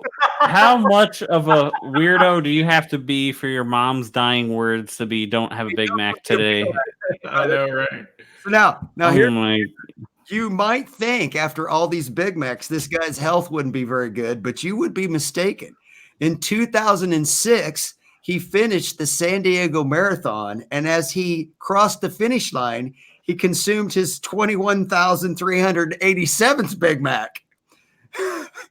Now, he admits that some people make fun of him over his Big Mac obsession, but he says, at my last checkup, my cholesterol and blood pressure were perfect.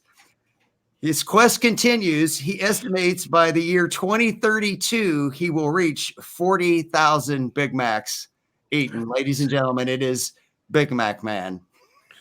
That is insane, man. Is that the most ridiculous thing you've ever heard ever? That is insane. Every day, he has at least 2 Big Macs.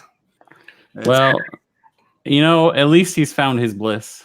At least he's got it's his hobby. I don't know. I wouldn't call it a hobby. That's it's obsession. If he made his own Big Macs and ate them, maybe that would be a hobby. That would be different.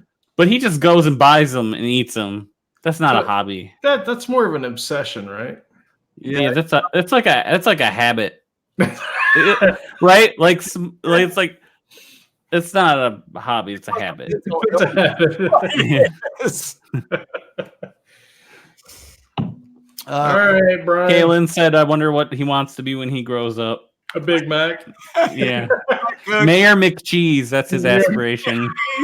2 all beef patties, special sauce, lettuce, cheese, onion, pickle on sesame seed bun. Okay, what's what I want to know? Is This he guy single? was guarding the prisoners. Okay, this guy was Right. Yeah, and he was probably like taunting them with Big Macs as a punishment. Probably. Smells like Big Macs everywhere he goes. If he's not single, if he's married or has a partner of any kind, you know for sure he has his partner dress up as Mayor McCheese in bed. Like that's happening 100%. And he farts Big Mac, so. Oh yeah, for sure. I didn't say that. Oh, wait a minute. I think. Yeah. Oh, wait, that's not the right one. There it is. Big Mac fart. All right, moving along. We're getting far down in the ditch and can't get back out. Right, we're getting in the ditch.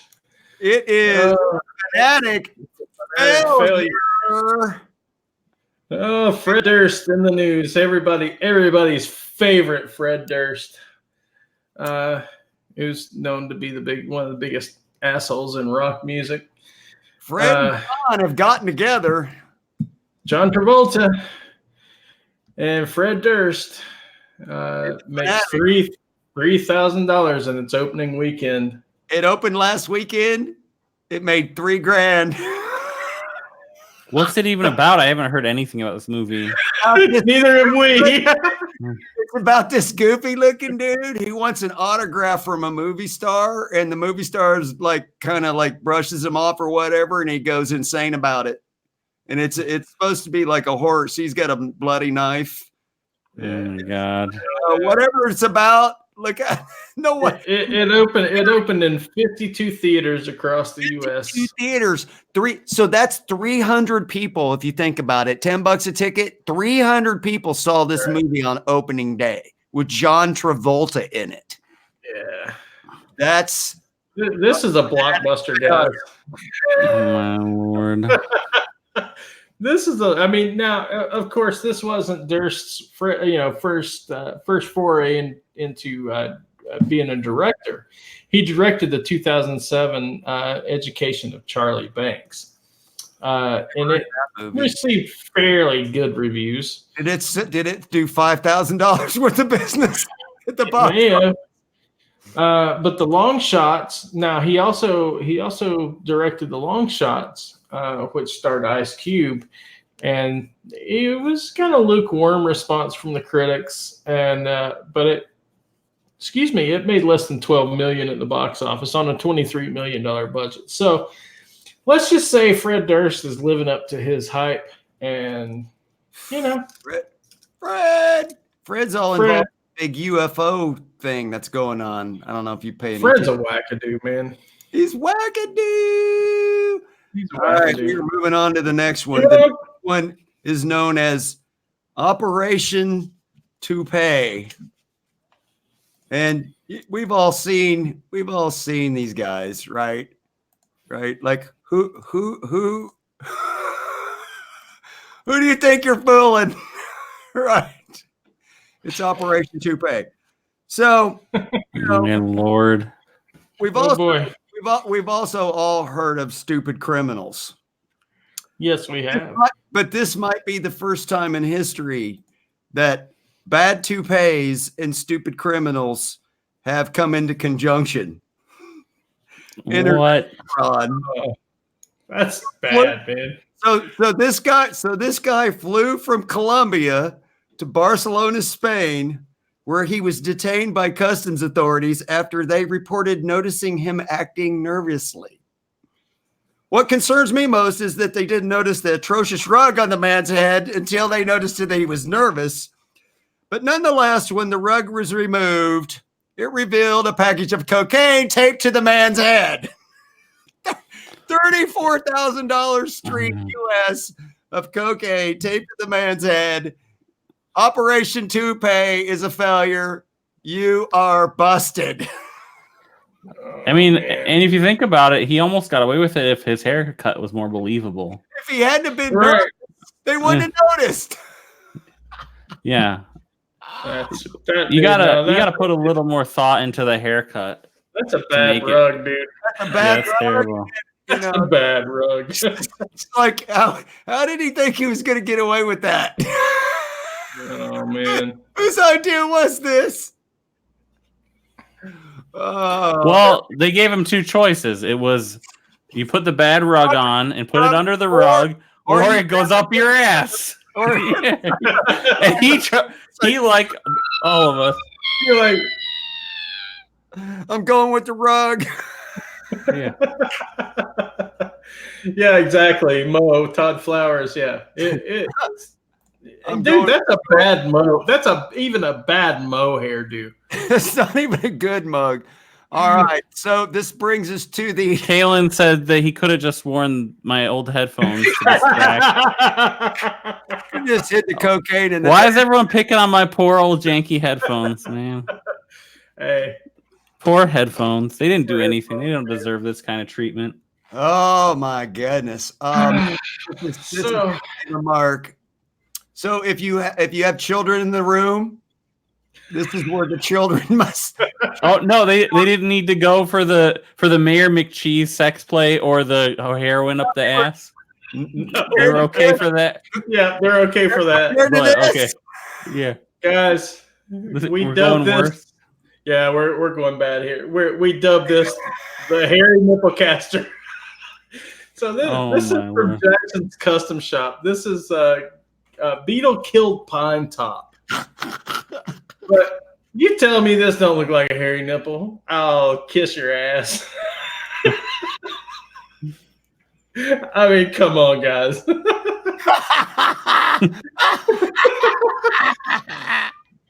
This don't look like 4 hairy nipples. I'll kiss your ass. Oh my god! Here's what's disgusting about this thing. It's cost so much money that when it's at Wildwood Guitars in Denver, which is high end, and they don't even advertise the price. Yeah. Call for price. Call for the price. Go. So this is coming out of Jackson Custom Shop. Well, Fender, whatever, Custom Shop. I mean, I feel like it's got to be a prank. Like they're like, let's see if some idiot will buy this thing. Dude, I swear to God, I'm going to put a link in the description so you can go buy it right now.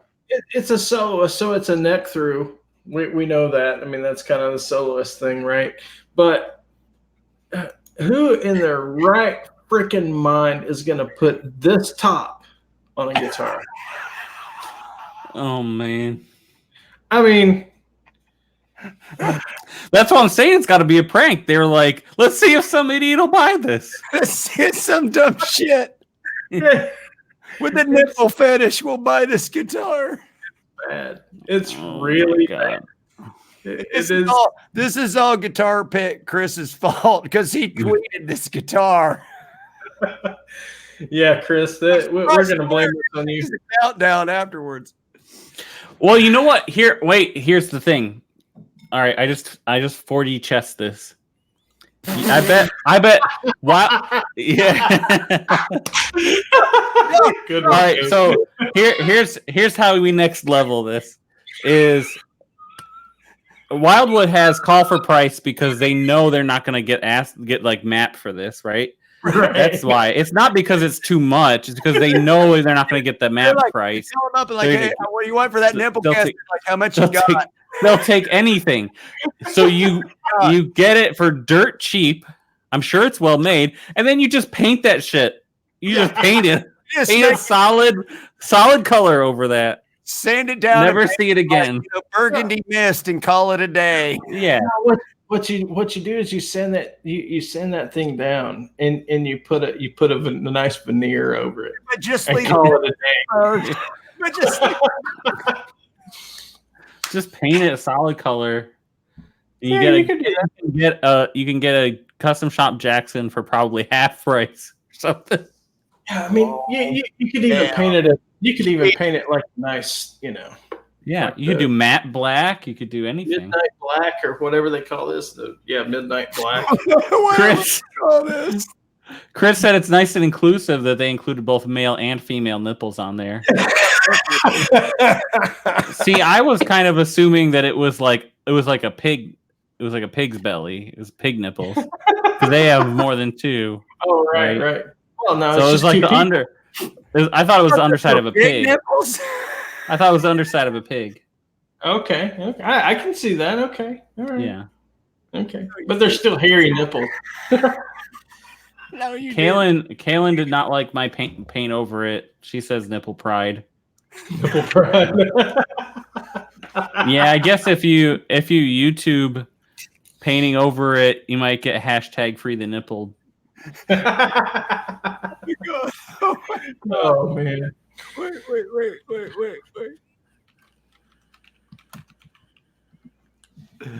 Oh, it's not gonna let me do that. I got too many banners. I was gonna put pound nipple pride.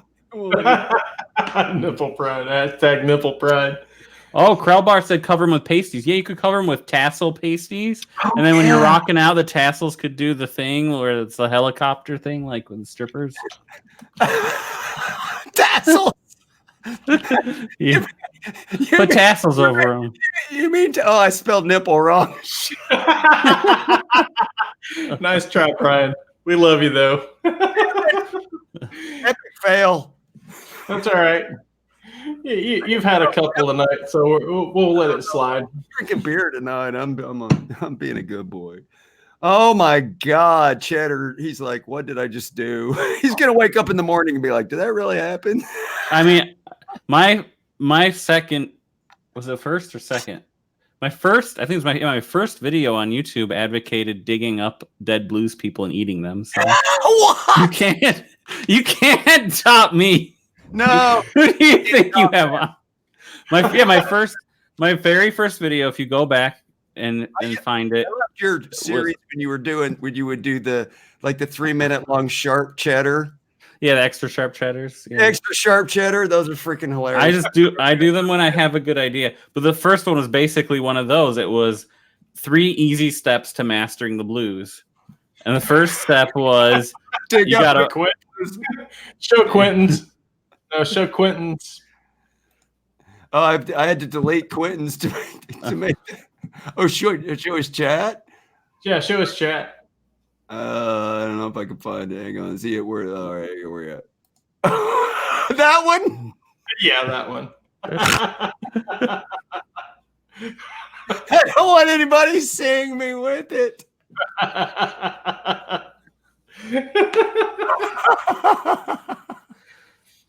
Oh my God.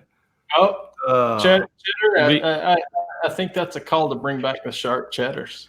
I do them when I have a good idea, and I don't force them if I don't have a good idea. So, and it's not that you can't strain. If you strain, it just leads to yeah, you get hemorrhoids, man. That's how you get hemorrhoids, exactly. You get hemorrhoids if you strain. You got to just let that naturally. Or more accurately, like if you try and do comedy when you don't have a good idea, it just ends up unfunny and bad. If you eat Chinese with cheddar on it, yeah. What happens with are you still hungry like 30 minutes later? Or no, you're probably still hungry when you throw it in the garbage because it tastes bad. You eat one bite and you throw it away, and then you're still Parmesan Kung Pao. I don't know. No, it has to be like Parmesan fried rice or something. Parmesan orange chicken. Yeah, exactly. There you go. Mugu Saipan or whatever. Mozzarella Mugu guy. Yeah. Yeah, I don't want anything that's named Mugu guy. Oh man. No, yeah, I mean, if anybody China though. No offense. Gotta eat, man. But if anybody misses extra sharp chatter, I'm sorry. I haven't had a good idea for a while. But yeah, go back. You might not have seen them all, so go back and check. Yeah, they might not necessarily all look I'm the same. gonna have to go back through your catalog, Cheddar. Yeah, the first video I post is kind of an extra sharp cheddar. It's not labeled that. The 3 easy steps to mastering the blues. It's not labeled that. Yeah. It's not actually labeled that. Yeah, I'm gonna have to go back and watch some of your early stuff, man. It's funny because it's the first video I posted, and like I shot it and I cut my head off. It doesn't show my face, and I looked at the footage and saw my head was cut off, and I was like, "Yeah, it's fine." And I posted it. Amazing that YouTube didn't fuck that. Yeah, yeah. So I'm just gonna throw this out there. So I don't know if you know about the Late Crew, which is my show on my channel that I do. Dave at 4 o'clock in the morning last night. Dave on at 4 o'clock in the morning Eastern. I get this morning, I have this notification. Oh, Dave was on last night. What time was that? I must have been in bed. 4 a.m. Well, one of these days, I'm gonna crank back up his house, but still, I'm like 4 a.m. Crank back up the Late Crew special edition or special guest edition, and I'm gonna have to get you on, man. We'll have to get Cheddar on. And okay, just make sure it's a Friday or a Saturday, so I have to get up. I'm so super flexible with like people's schedules, and morning. Yeah, I get up at 6 in the morning, so to be honest, this late. Well, we had to pick this Wednesday night time slot because we didn't want to like step on anybody's toes, right? And every other I'm day, sure you're stepping on somebody's toes. Everybody's streaming all the time nowadays. It just depends how far out you draw your circle. Yeah, right? like a 5 mile radius of toes is all. Yeah, it's like Well, nobody I'm subscribed to is streaming, so that's good enough. Nobody I give a shit about. Yeah. So, but anyway, guys, I think that's going to bring us to the end of the episode.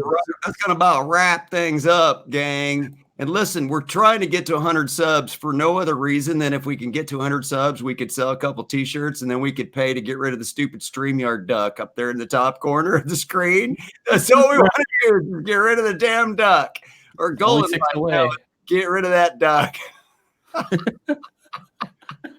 Yeah, anyway, guys. To 100, then we could brand our channel and then we can make shirts. Yeah, let's slay that. Yeah, there you go. We'll get sister to cuddle them in. No, we already got some really nice thanks to Sandra Lee of the Butterfly and Ladybug show who absolutely kicked it up a notch with some killer graphics. She did. We appreciate it. Next Wednesday night, oh my God, episode 7 already. We're gonna do this craziness all over again. Guys, we got a super special guest next week. Really looking forward to next week's guest. You guys have seen it. I'll just throw this little teaser out. You guys have seen him on my channel. Don't give it away. I'm not giving it away, but you guys have seen him on my channel, and I'm super excited to have him on as words are hard to struggle with. I'm really excited to have him on our new show. So shall be fun, I believe. So guys, we'd really appreciate it if you're not subscribed, please hit that subscribe button. Be up there, big guy. Wrong way. There we go. It's GPS in his guitar studio. Oh man, going. But anyway, are we sending this thing off? Yeah, we're gonna send it off for now. But anyway, guys, thanks for coming and hanging out with us. You guys are the reason we do this. We appreciate all of you guys. BB Made, R2, Joe, Cheddar, thanks for coming on the show tonight. Kaylin, thanks a lot, Cheddar. We appreciate it, man, coming on this goofiness. But it's fun to have guests on like you and pick your brain. And you got a good sense of humor, so we knew we'd have some fun. Yeah, thanks for having me. It was a lot of fun, and hopefully, I shared the live stream on my channel, so hopefully that gets you guys 6 subs. But we'll see. Yeah. We up to 94 now. Oh my God. Gary, Gary, I haven't forgotten about you, buddy. All right, I haven't forgotten, Gary. So don't worry. Well, you and I'll get together and do something as well. Till next week. Rock on. Till next week, dudettes. We love you guys, the live wires. Thanks a lot, Cheddar Kung Pao. You guys, thanks for tuning in. Out, gang. Out. Hang tight, Dave.